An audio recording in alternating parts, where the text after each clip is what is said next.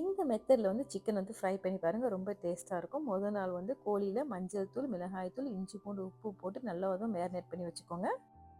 நம்ம எடுத்துருக்கிற கோழிக்கு அளவுக்கு தகுந்த மாதிரி ஒரு முட்டையோ 2 முட்டையோ ஆட் பண்ணிவிட்டு, அதுக்கப்புறம் தயிர், கென்டக்கி ஃப்ளோர். கென்டக்கி ஃப்ளோரில் வந்து சில மாவுளது உப்பு இருக்குது, அதனால் பார்த்து உப்பு ஆட் பண்ணிக்கோங்க. நல்லா மிக்ஸ் பண்ணி விட்டுட்டு இந்த மாதிரி வந்து 50% ஃப்ரை பண்ணி எடுத்துக்கோங்க. மற்ற கோழியெல்லாம் வறுக்கிறதுக்கு முன்னாடி வந்து சிம்பிளாக ஒரு சாலட் செஞ்சிடலாம். இதுக்கு வந்து கியூக்கம்பர், செரி டொமேட்டோ, அதுக்கப்புறம் வந்து தௌகே ஹிஜாவ். இது வந்து வெந்தயக்கீரைன்னு சில பேர் நினச்சிட்டு இருக்காங்க. இது வெந்தயக்கீரை இல்லை, தௌகே ஹிஜாவ்.